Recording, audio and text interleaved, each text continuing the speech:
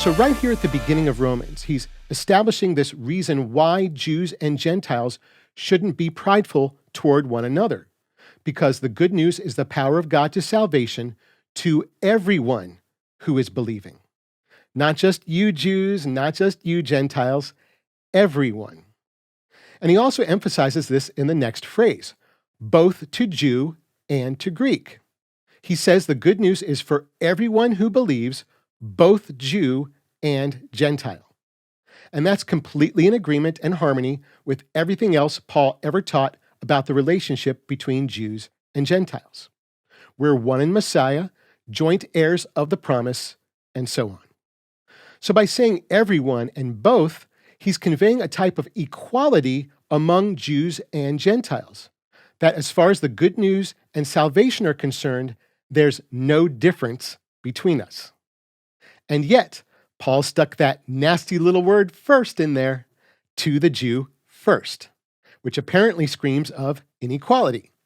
We reason that if one group of people is first, the other group must be second, and therefore unequal to the first. So let's see if this line of thinking plays out. Fortunately, Paul uses this exact same phrase, to the Jew first, in two other places in Romans, in chapter 2, verses 9 and 10. Taken out of context, verse 10 appears to make the divide between Jew and Gentile even worse. Paul says that there is glory and honor and peace to everyone who is working the good, both to Yehudi first and to Greek. So again, there appears to be this inference of inequality. While everyone who is working the good receive glory, honor, and peace, both Jews and Gentiles, the Jews get it first.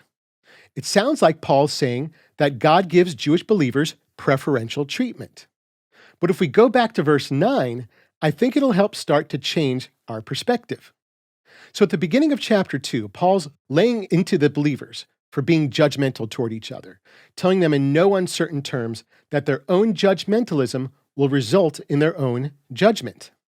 Then in verses 8 and 9, Paul says, "But to those who are self-seeking and unpersuaded by the truth, but being persuaded by the unrighteousness, there will be wrath and rage. There will be oppression and distress upon every soul of man that is working the evil, both of Yehudi first and of Greek." So if it's preferential treatment for God to rain down wrath, rage, oppression, and distress upon Jews first, I'm not so sure I want to be God's favorite. Oppression and distress aren't really anything to envy or be offended by, is it? So what's going on here? First of all, we need to not get distracted by to the Jew first and miss the big picture of what Paul's saying. In all three of these verses, he's not teaching an inequality, but an equality. He's saying everyone who believes, and both Jews and Gentiles, receive the good news and salvation. Both receive glory and honor and peace, and both receive rage and wrath and distress and oppression. There's no inequality here whatsoever. We both get the good and the bad, and it's determined not by our ethnicity, but by our actions. In fact, this is exactly what Paul tells us immediately after all this, that God doesn't show favoritism in verse 11. Indeed, there is no acceptance of faces or favoritism with God.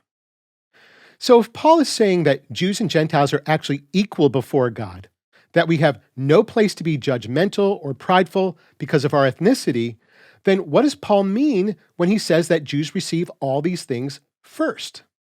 He's saying that the Jews' firstness isn't about preference, but position. It's about the order in which God called us, where he's placed the Jewish people in his plans, and the responsibility he's put on us to carry them out.